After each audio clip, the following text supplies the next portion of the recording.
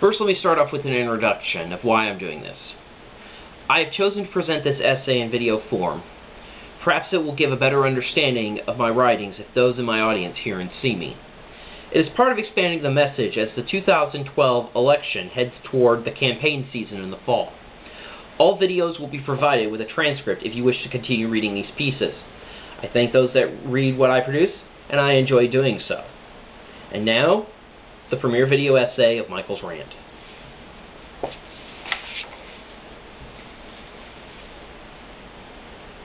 The time for talk is over. After 7 months of polls, campaign events, and debates, the time for talk is over. With the Iowa caucus and New Hampshire primary results tabulated and the South Carolina primary coming up this Saturday, we are witnessing the incoming of the hard evidence. Polls and debates are excellent for measuring the status of the Republican Party and making predictions, but the concrete evidence of knowing which direction the party is heading is in these primary elections. Various spinners and number crunchers will point out that candidate A did well with Group Y and candidate B and D split the Group Z vote, while Group X strongly believed that candidate C went too negative on candidate A. In the end, there's only one question that matters. Who got the most votes? Winning elections matters because it can provide momentum, the collection of endorsements, and most importantly, money to a campaign. We are approaching the third contest in this process, the South Carolina Republican primary. Since the establishment of this race in 1980, the candidate that won this contest has gone on to the Republican nomination. That is a total of 8 races spanning 32 years in different eras in Republican politics. 5 of those were contested primaries. The other 3 were pro forma processes due to an incumbent president running for re-election. With that fact known by the candidates involved in this upcoming election, the time for talk is over. That statement does not hold true for everyone involved. For the volunteers and interns, there will be other campaigns to work on. As long as we have elections and people passionate about politics, there will always be campaigns to work on. For those that get paid to handle the candidates' operations, ranging from their offices to members of their staff and any other delegation of duties, allow me to reference the movie The Ides of March. If your boy wins, you get a job in the White House. He loses, you're back at a consulting firm.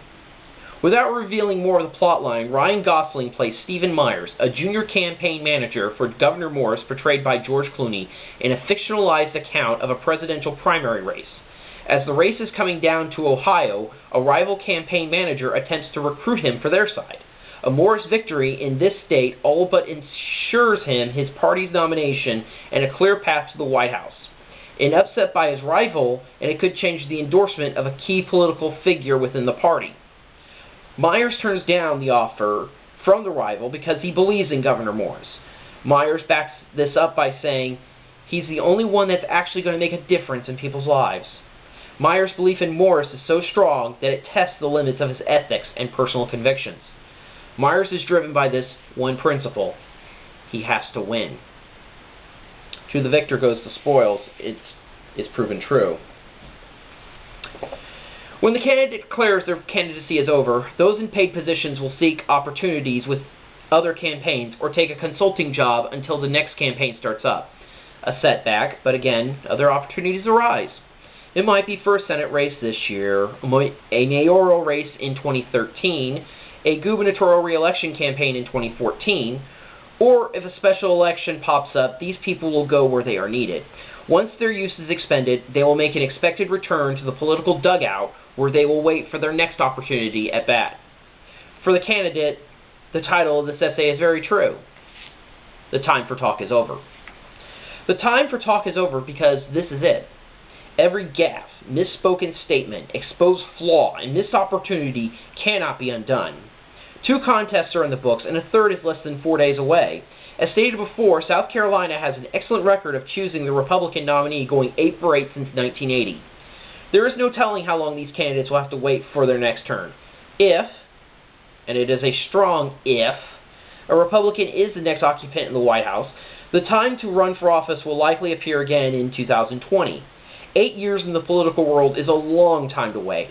If President Obama is re-elected, the opportunity to run again appears in 4 years. An added bonus in this scenario is that President Obama is term limited per the Second Amendment to the United States Constitution, and the Democrats will be engaged in their own primary, seeking a new presidential candidate for the first time since 2008.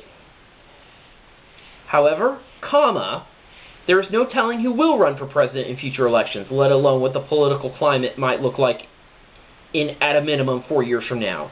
After the 2004 presidential election, the political pundits predicted that it would be former New York City Mayor Rudy Giuliani against then Senator Hillary Clinton of New York.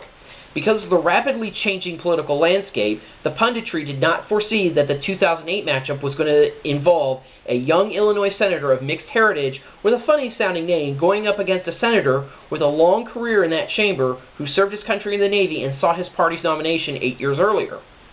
Newt Gingrich, Governor Rick Perry of Texas, Representative Ron Paul of Texas, Mitt Romney, and Rick Santorum know that their window of opportunity is closing rapidly. They have to convince Republicans that they are their party's best choice and time is running out. For them, South Carolina is their final opportunity, and the statement holds true that the time for talk is over. Over these final 4 days, these candidates will make one last effort to make their closing argument on why they are the standard bearer for the Republican Party in 2012. Each will do anything and say anything to make their case known to South Carolina Republicans that they should, must select them over their primary opponent. But when the polls close, the votes are tabulated on Saturday night across the Palmetto State, and the results are announced, the time for talk is over.